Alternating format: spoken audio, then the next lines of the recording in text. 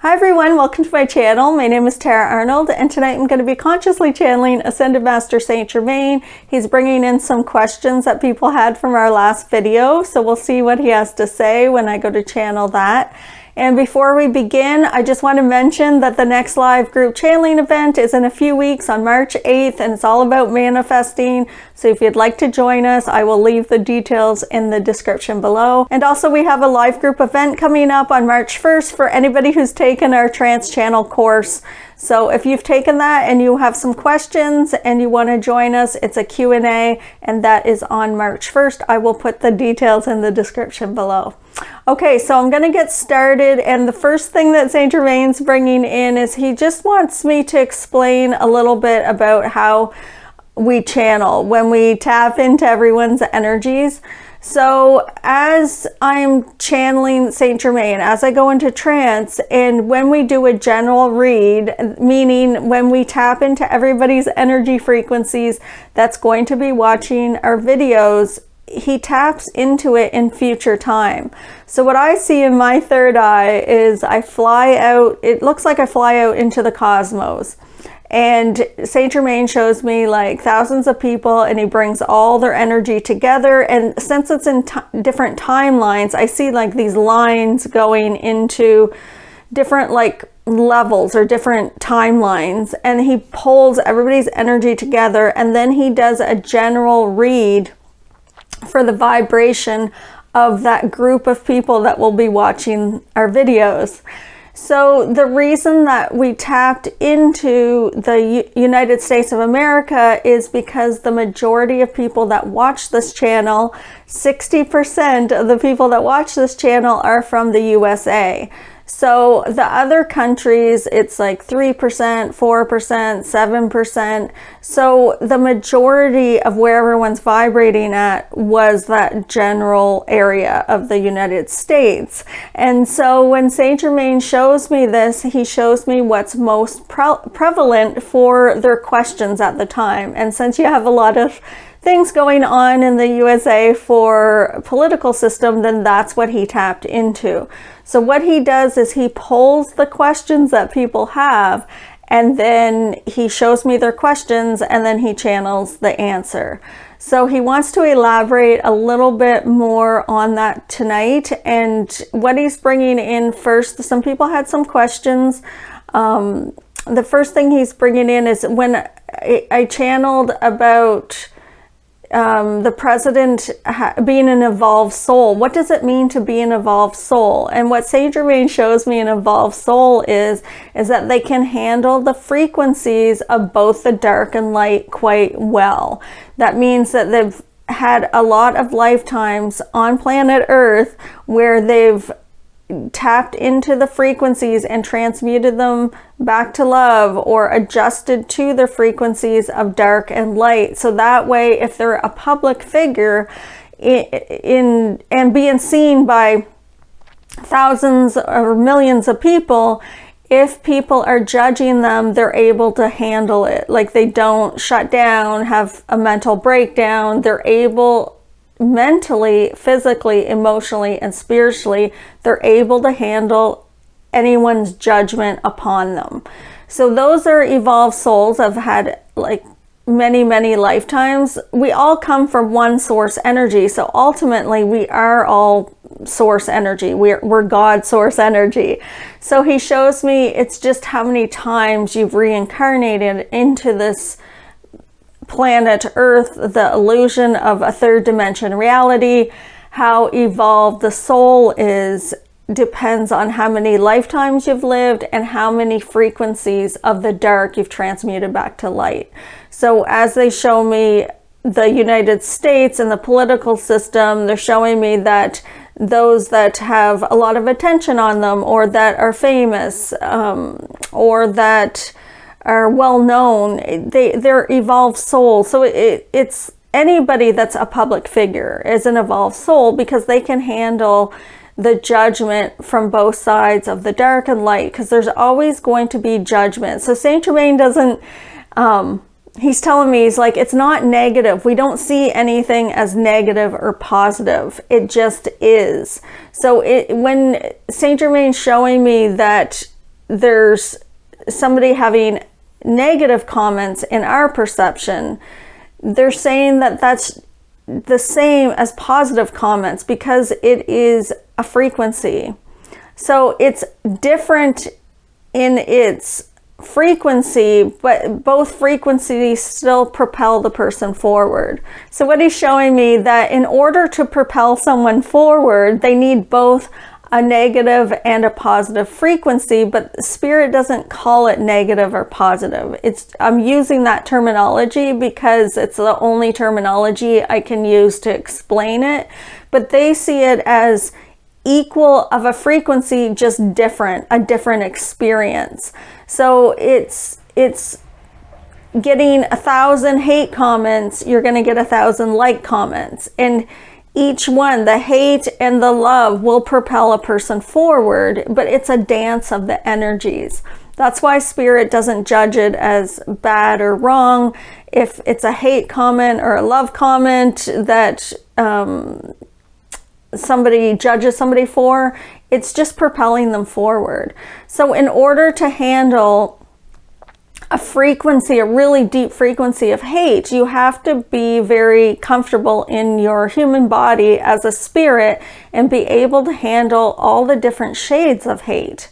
Or if you're receiving an overwhelming experience of love from thousands or millions of people, you have to be able to handle that amount of love coming towards you.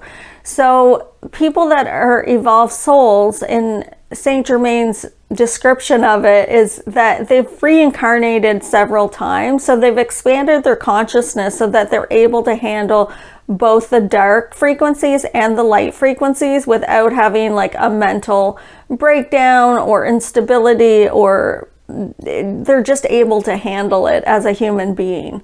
So they just have more experience being human, wearing this human costume. So that's what they're showing me about the President of the United States, that he's a very evolved soul. And his role at this time is really helping to awaken, as all of you are aware. It's anytime there's a trigger or something that's happening outside the box, or something that somebody's doing that doesn't flow with everyone, then it's going to be a lot of conscious expansion, a lot of awakening, a lot of shifts.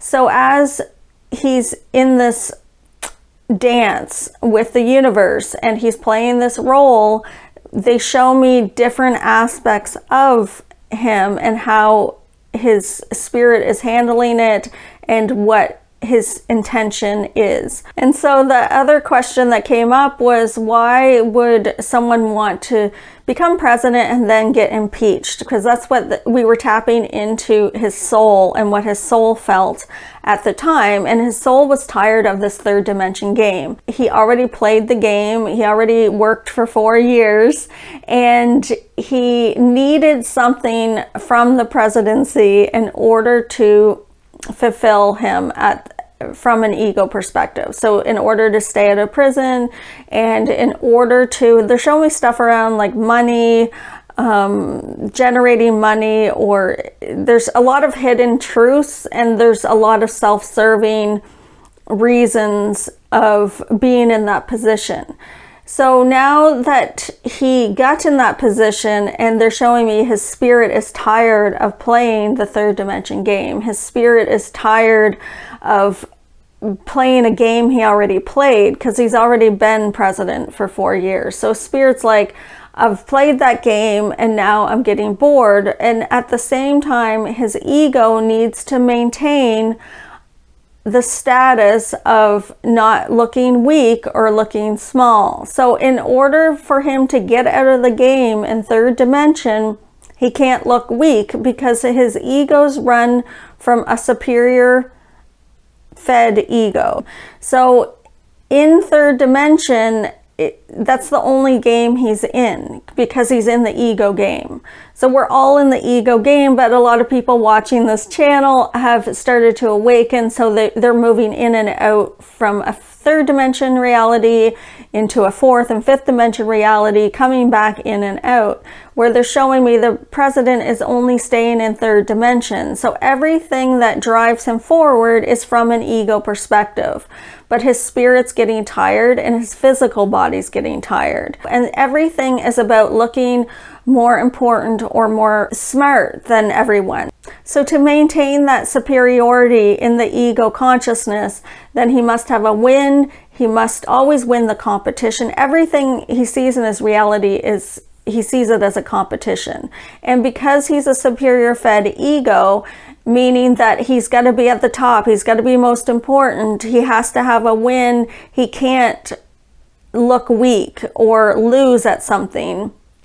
In order to maintain that, to keep the ego intact, then he must play that role. So if he is saying something that's really confusing and gaslighting, then he gets a win because he gets to confuse people. If he says something upsets somebody's emotions, then he gets a win because he can control and puppet people's emotions.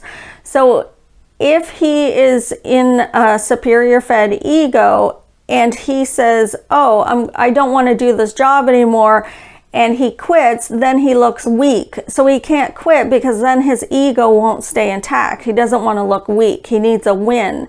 So what they're showing me is that if somebody else impeached him or had him removed, then he would get a win because it's their fault. He can blame them. He can be a victim of it. He didn't do anything wrong. Somebody removed him.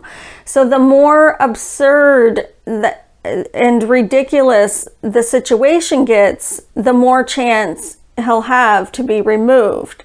And so if there's also a lot of confusion, it keeps his ego intact, because if he's saying something that's confusing people or that isn't a truth, then it tricks people. That gives him a win because then he perceives himself as smarter than everyone else. If he looks really busy, if he's always signing things and looking really busy, that's another thing that will keep the superior fed ego intact, because they believe that the busiest person in the room is the most important and is the smartest. So there's a lot of things that are being done to keep his ego intact, but there's also this soul desire for him to not have to work, to not have to be responsible anymore. He's tired, his spirit's tired, and physically his body's getting tired. So when I tap into his physical body's energy, what they're showing me is that there's a lot of blocks in the heart chakra area. I tap into like the meridians and how they feel. And so it's like the heart meridian, the lung meridian. It feels almost like congestive obstructive pulmonary disease. So it's like COPD is the kind of the feeling. So there's a tightness in the chest and I can't get enough breath in. So I breathe out, but then when I go to breathe in, it just feels really tight. So he doesn't seem or appear to be have shortness of breath right now. So I don't know if that's something that's coming in the future, but I do feel a lot of blocks in this area. And there's a lot of grief around aging and losing one's physical body's features. There's a lot of sadness around that from his soul's perspective, that it's almost like I don't have a win because I'm losing against time and I'm losing against age. Like aging, the only person you can fight against for aging is source energy. So it's like a battle with source energy or God when you begin to age and you're in resistance of it. It's also quite humiliating and shameful in the eyes of superior fed ego to age, because it means you're losing at something. So it's your fight with the universe. And so a lot of times the just wanting to not be seen anymore because of that is gets really loud. So there's a few things that it's kind of like physically I'm not as youthful. And when I was youthful, I was seen as more empowered. But if I'm old and aging, I'm seen as weak. And I don't want anybody to see me as weak. Remember, it's like the superior fed ego that needs to keep intact. So you can't be seen as weak or aging. So there's a few reasons why they're showing me that the next 4 years, that it's overwhelming for his spirit. So his spirit's getting tired, and it's overwhelming physically because his physical body's getting tired. And so also physically, I can feel like blocks in the liver meridian and gallbladder meridian. Now remember, these are meridians, it's not the organ. I feel the blocks in the meridian system. So those are different than the organs, but it's the gallbladder, liver meridians. There's all emotions associated with those, and it's when we hang on to emotions that those meridians get blocked. And also the conception vessel and the governing vessel in his energy field feels off balance. So the yin and yang feels off balance. So there's a few meridians that feel blocked. His body physically feels tired. Mentally, feels strong. So his mental body's consciousness feels strong. And what they show me is that he does like a chameleon with changing with his mental body's consciousness. So if he needs to be a certain way to get what he needs in a situation, he becomes that mentally. So if he needs to be intelligent, he'll be intelligent. If he needs to look like he's not as intelligent in order to get what he wants, then he changes to that. But mentally, there was not a lot of blocks. Like, it was quite strong mentally, and he's able to manipulate and change his mental status to get what he needs. So if he needs to look like he's mentally unstable to achieve something, he can do that. But if he needs to look mentally strong, he can do that. If he needs to confuse people, then he can do that. If he needs to manipulate, he can do that. So there's a lot of chameleon changing to what the situation is required in order for his ego to remain intact, and in order to achieve and receive what he needs in the moment. So his mental body felt very strong when they showed me his mental body. His emotional body feels strong. So they're showing me that he doesn't get overwhelmed with emotions in the mental body. Those ones are strong, but it's the physical and spiritual body that were having a difficult time doing this job as leader of a country for the next 4 years. So that's what they were showing me with that. I know there was some more questions, so let me just tap in here. Okay, so they're showing me that there is something going on, like with the person that's working with him, with the finance department, and there's some stuff going on, like some hidden truths, but they're going to come to the surface.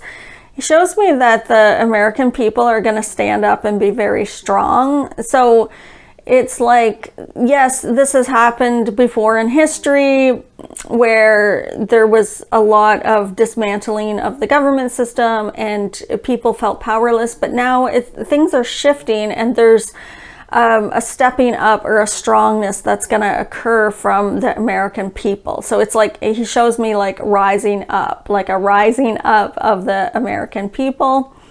And so things are going to shift. Like, he shows me that anybody that's doing anything with deceit or with ill intention, it's like they're going to collapse themselves. They're going to bring themselves down. So I know that right now it's like everything feels shaken up, and it's from like an ego perspective, it's like fear-based, like everything's fear-based, that there's all these changes happening. But St. Germain showing me the conscious expansion and how amazing it is that so many people are beginning to awaken. And it's anything that we feel safety with. So if people felt safe being like flying in airplanes, and now all of a sudden there's all these airplanes falling out of the sky, then their safety of that is gone. Or if they feel safe having neighbors, like so the USA and Canada, neighbors, and now that's collapsing. It's that attachment to being neighbors. It's that attachment to having each other's back. Well, that has to get shattered. So anything that we have an attachment to in our third dimension reality, in order to awaken, it has to get shattered. It has to, the illusion of it being safe has to collapse and crumble. So anything in your reality that you're very attached to that makes you feel safe, so maybe your home, maybe your parents, maybe your family members or your friends or your work, anything that you're really, really attached to, if you've decided to awaken, then the attachment to that gets shattered. So everything is this illusion that is keeping us safe. Everything outside of us is keeping us safe. Our home, our food, shelter, like everything is safety. The town we live in, I've grown up in this town, I feel comfortable in it, and then you have a fire come along or a hurricane and you have to move. It's to let go of that safety feeling, because everywhere is safe, because your source energy, your essence is source energy. So you're infinite beings, so everywhere is safe. And the universe says, well, if you have an attachment outside of yourself to something being safe, then we're going to shatter you of it so that you'll let go of the attachment. You can do that without having your house burn down or a hurricane come along. You can work on that in your sleep or in meditation and ask your spirit guides to assist you. Like, I'm having attachment issues. I've noticed that I don't feel safe when I leave my house. Could you help me to let go of the attachment to only feeling safe when I'm in my house? So exploring what you don't feel safe in so that you can transmute it within yourself so that you don't have to create it in your wake state. So sleep state and wake state are the same thing. There's no difference except for our perception of it. So anything that you don't want to transmute while you're in wake state, like I don't want my house burning down, to shatter the illusion of it feeling safe, then I can do that in my sleep. I can ask my spirit guides to come in during my sleep and assist me with letting go of the attachment to my home. So that's just one example, but you can do it with anything. And then the spirit guides will wake you up in the middle of a dream that feels really real. It feels like you're very unsafe. They'll wake you up and then it'll get transmuted instantly, and then they'll put you back to sleep.